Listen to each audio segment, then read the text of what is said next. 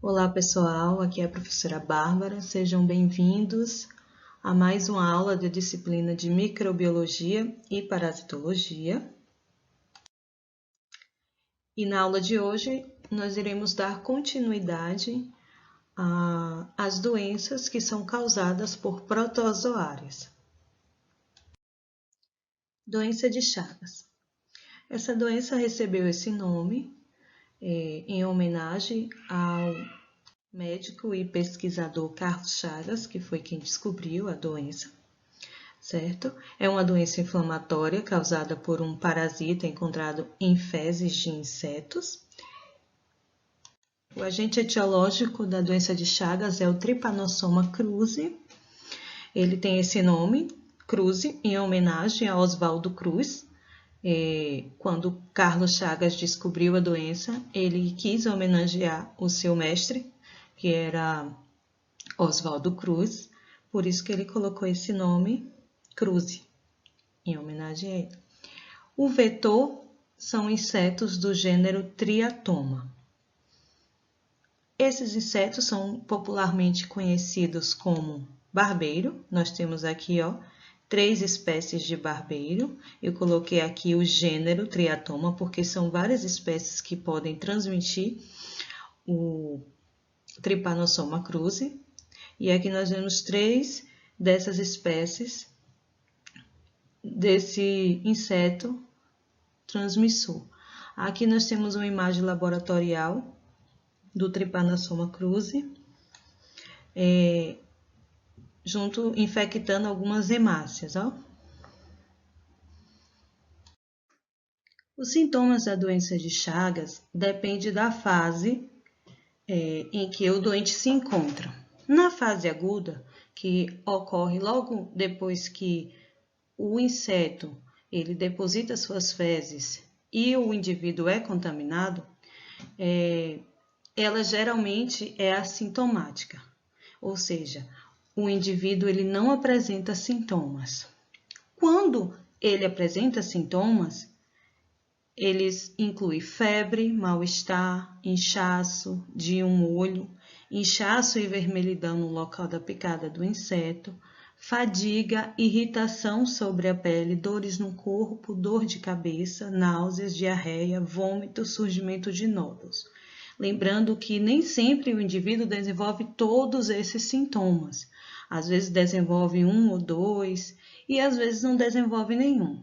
O problema está aí, porque quando o indivíduo desenvolve sintomas na fase aguda, ele procura geralmente um médico e inicia logo o tratamento. Quando o tratamento é iniciado na fase aguda, as chances de cura são praticamente 100%.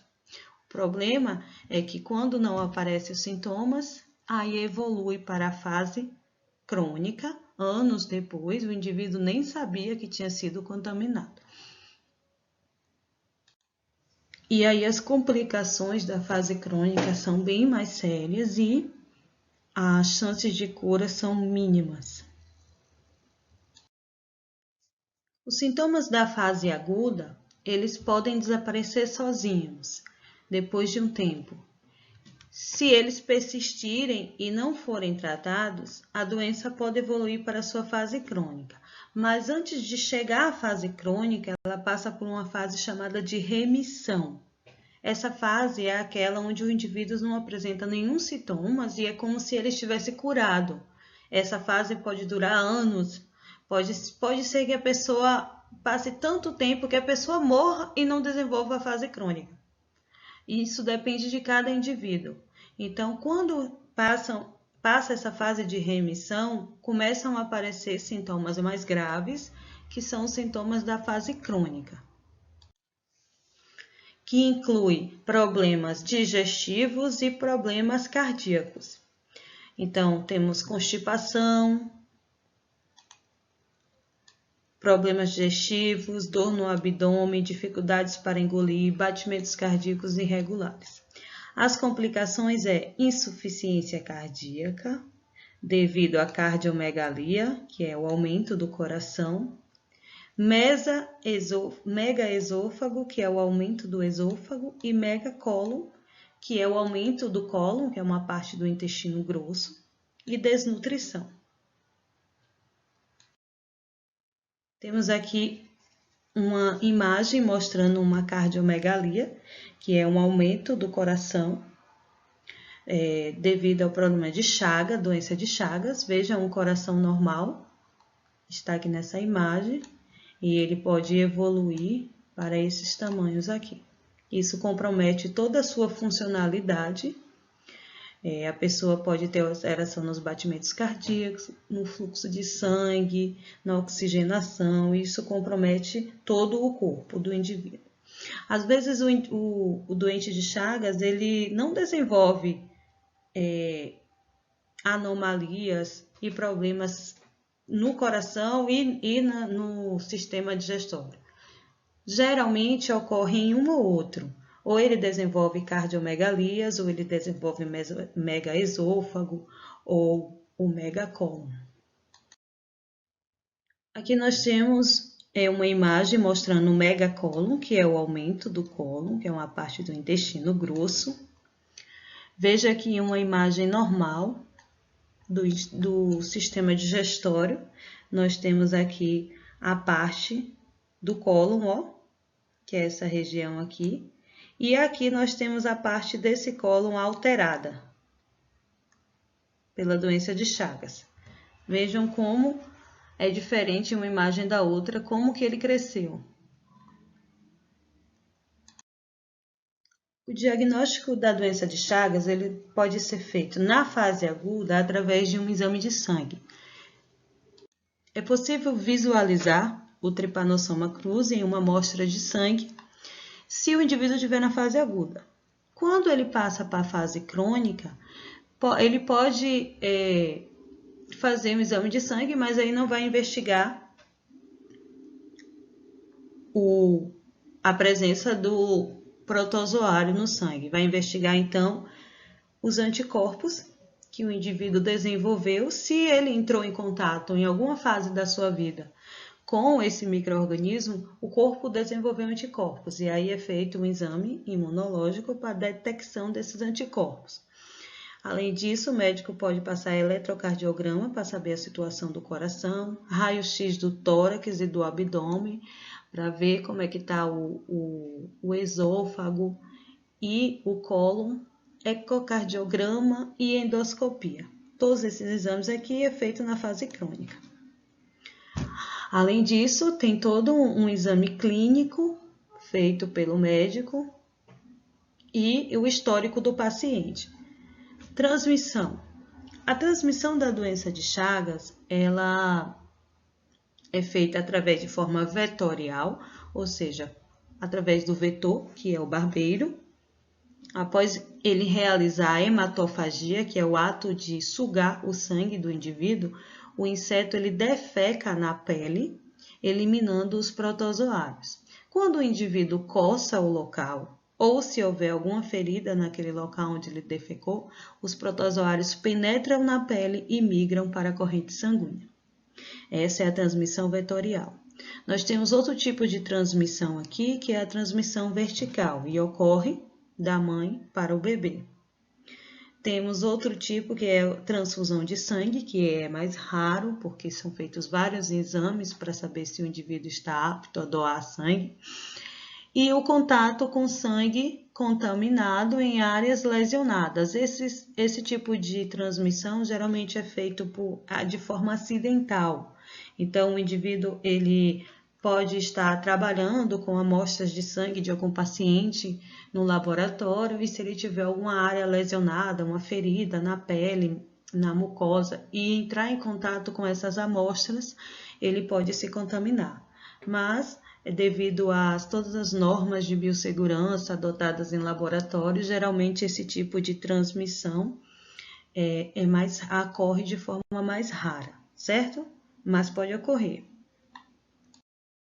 E temos a transmissão oral, que ocorre através de ingestão de alimentos contaminados, como o caldo de cana e o açaí.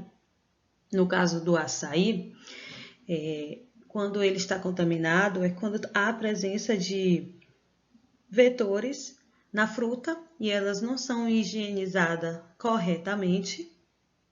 E aí é feito a polpa e acaba contaminando a polpa porque bateu junto os vetores causador da doença, junto com a fruta. No caso da nossa região, que não é uma região nativa do açaí, a gente não tem a espécie do açaí aqui in natura. Nós recebemos a polpa vindas de outros estados, certo? Geralmente essa polpa ela passa por um processo de pasteurização para poder durar mais tempo. O que é o processo de pasteurização? É um processo de conservação de alimentos, onde o alimento ele é aquecido a uma determinada temperatura e imediatamente é resfriado em outra temperatura, em uma determinada temperatura capaz de matar micro-organismos que podem estragar o alimento mais rápido. Esse processo de pasteurização, se ele é feito da forma correta e exigida pela Anvisa, ele mata os micro-organismos que podem causar doenças, incluindo o Trypanosoma cruzi, certo? Então, essa polpa que a gente consome aqui, se ela foi pasteurizada, não tem risco de contaminação. Os estudos científicos feitos na área comprovam que o processo de pasteurização, ele elimina o Trypanosoma cruzi, certo? Agora, a polpa in natura que é consumida em estados que tem a espécie, como a região amazônica, por exemplo, as pessoas geralmente não fazem esse processo de pasteurização, mas eles podem fazer então o processo de refrigeração. A uma determinada temperatura de refrigeração também pode matar esses indivíduos. Então, a vigilância sanitária, ela está sempre supervisionando esses locais que vendem açaí para poder orientar e regulamentar a forma correta de conservação desse produto.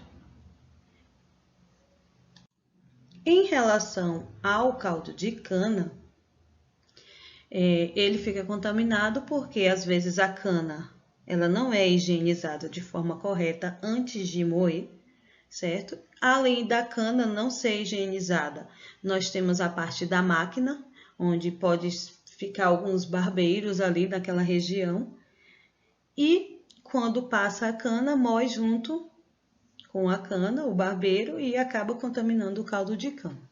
Se manter uma higienização correta do local e da fruta que vai ser moída, não há riscos, então, de contaminação, certo?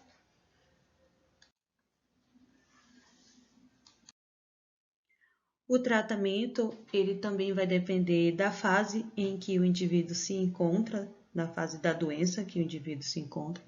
Então, quando essa doença ela é descoberta na fase aguda, as chances de cura são bem maiores e geralmente é feito à base de medicamentos.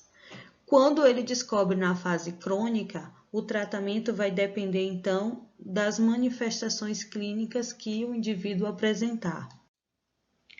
Se ele apresenta alterações cardíacas, geralmente são utilizadas drogas, assim como em outras cardiopatias, para controlar os batimentos cardíacos, o tamanho do coração.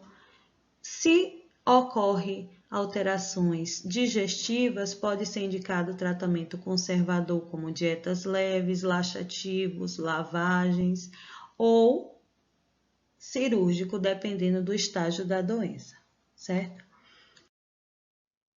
A prevenção, ela inclui cuidados com conservação das casas, então casas, por exemplo, que são feitas de taipa, pau a pique, casas de madeiras, os indivíduos devem tomar cuidado e, se possível, evitar esse tipo de moradia, porque elas podem abrigar o vetor em suas paredes.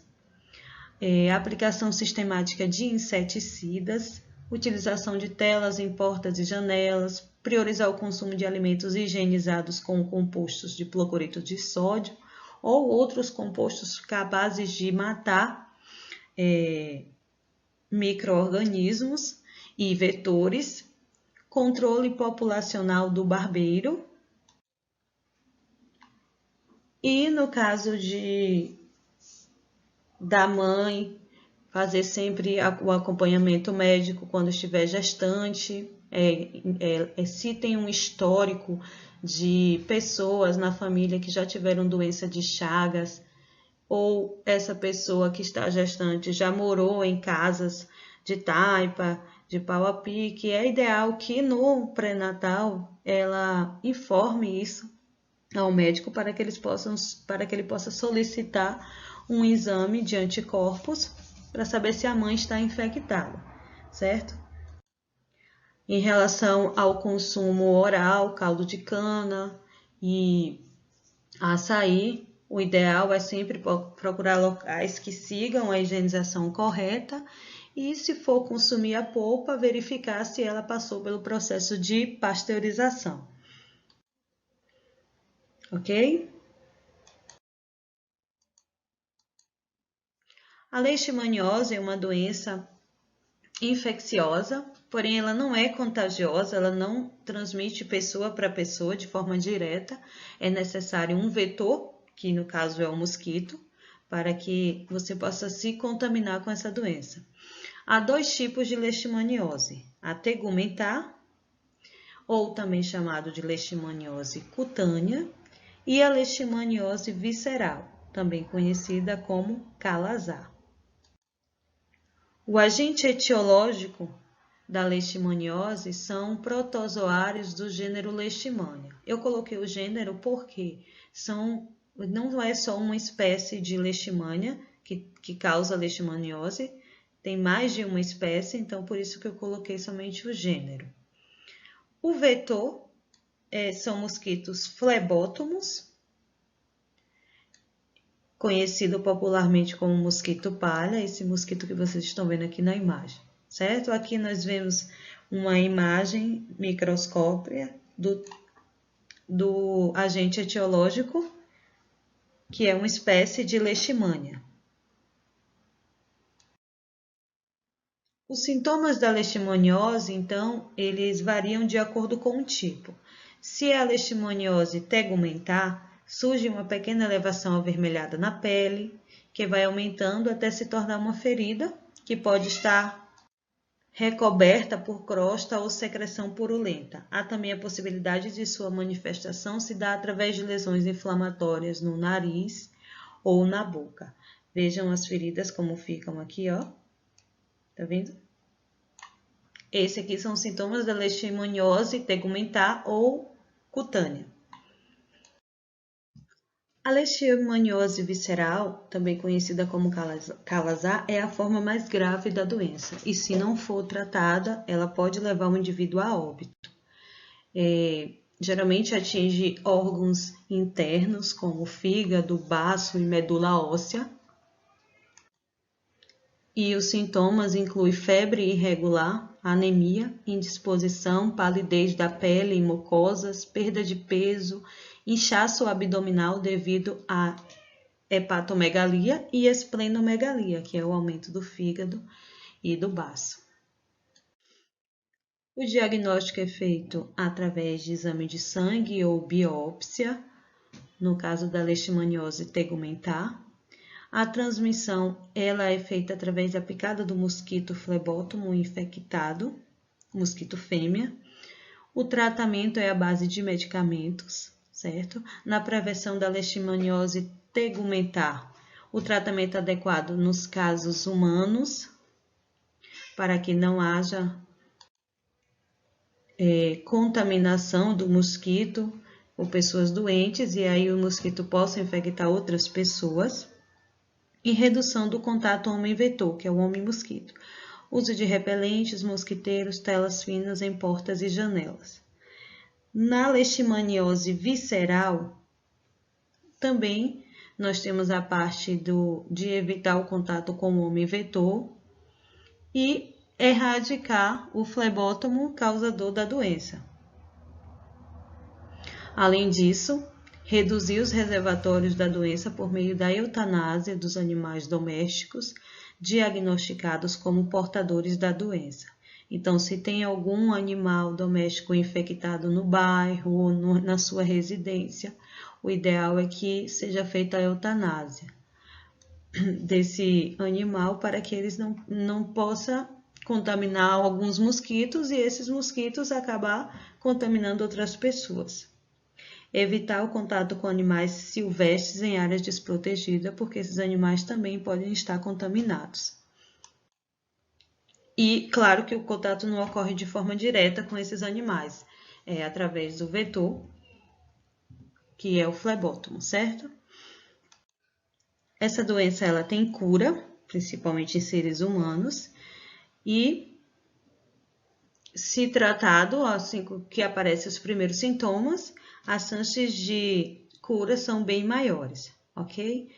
Em relação aos animais domésticos, eles têm uma fisiologia totalmente diferente da gente. Então, tem cura nos seres humanos, toma os medicamentos direitinho e a pessoa se cura. Nos animais, esse tratamento é diferente e as chances de curas também são diferentes, porque o organismo deles não são iguais ao nosso. O tratamento nesses animais é feito de forma bem mais longa, então é necessário que durante o tratamento sejam feitas visitas no veterinário pelo menos de 15 em 15 dias. Além disso, o tratamento não é barato, tem um custo bem alto e exige muita dedicação do dono. Então, se o dono não pode arcar com toda essa atenção e o custo do tratamento, o ideal então é que seja feita a eutanásia do animal. A toxoplasmose é uma doença infecciosa congênita ou adquirida, causada por um protozoário encontrado nas fezes dos gatos e outros felinos. Homens e outros animais também podem hospedar o parasita. O agente etiológico é o Toxoplasma gondii, esse que vocês estão vendo aqui nessa imagem microscópica. Os sintomas incluem coriza, dor no corpo, febre, fadiga e dor na garganta. Lembrando que, na maioria das vezes, quando a pessoa está infectada, ela não desenvolve sintomas. Então, às vezes, a pessoa nem sabe que se infectou, certo? Às vezes só descobre, no caso das mulheres, quando está gestante, que vai fazer os exames do pré-natal solicitados, tem um exame de anticorpos para toxoplasmose, e aí descobre que já se contaminou em algum momento da vida, mas não apresentou nenhum sintomas. Então, você pode se contaminar com alimentos contaminados também com esse parasita, ok? Não necessariamente você não precisa ter um gato em casa para poder se contaminar com esse parasita. Sintomas em paciente com o sistema imunológico debilitado. Podem surgir sintomas específicos, como problemas de coordenação, convulsões, visão turva, confusão mental e, em alguns casos, até mesmo infecções respiratórias, como pneumonia e tuberculose. Se a pessoa é um indivíduo saudável, está em dias com sua saúde e seu sistema imunológico, geralmente ou eles não apresentam sintomas ou os sintomas são leves. Agora, se o sistema imunológico estiver comprometido por algum motivo, pode ter sintomas mais graves.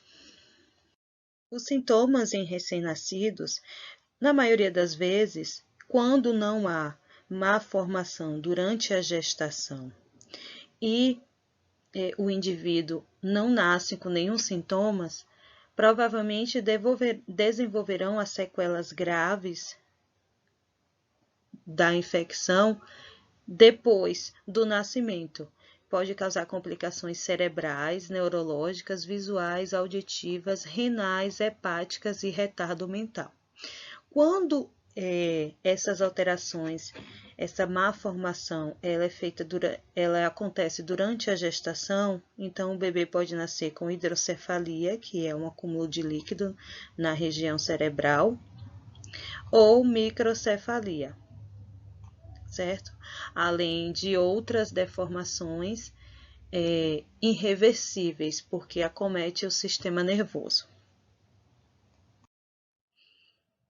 A transmissão. Contato com fezes de gatos contaminados. Então, se você possui felinos na sua casa, o ideal é que você tenha uma higienização correta ao tratar com essas fezes.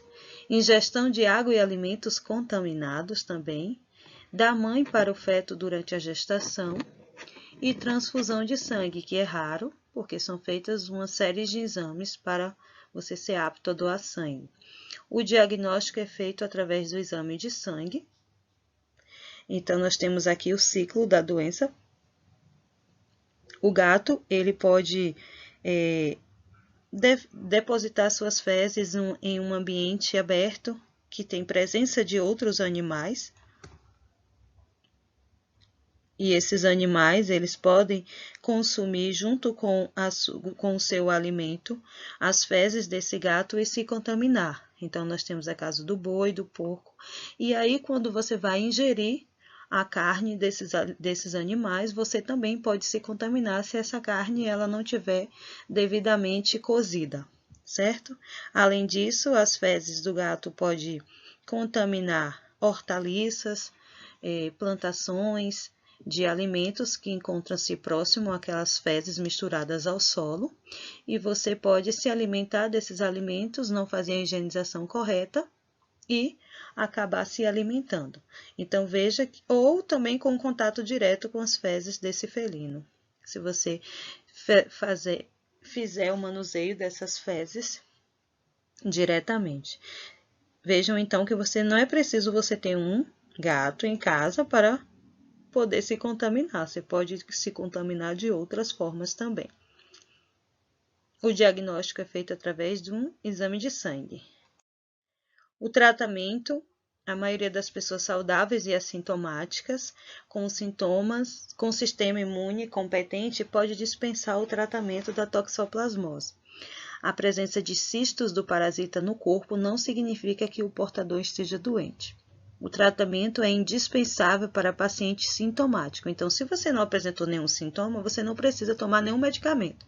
Você só precisa se você apresentar os sintomas. E geralmente ocorrem em pessoas imunodeprimidas ou no caso de gestantes que devem fazer o tratamento para evitar complicações para o bebê. Prevenção. Não ingerir carne crua ou mal passada, nem vegetais crus se não tiver a certeza de que foram higienizados convenientemente. Higienização correta das mãos, alimentos, utensílios de cozinha, como facas, tábuas, colheres, escorredores, utilizado no preparo desses alimentos. Evitar contato com as fezes de gato ou de outros felinos. Usar luvas quando for mexer no jardim ou em vasos com terra. Não permitir que as crianças brinquem em tanques de areia, que permaneça ao mar livre em áreas de recreação, pois podem abrigar resíduos de fezes de animais infectados. Então, se as crianças vão brincar nesses locais, evitar que elas manuseiem a areia ou o solo, certo?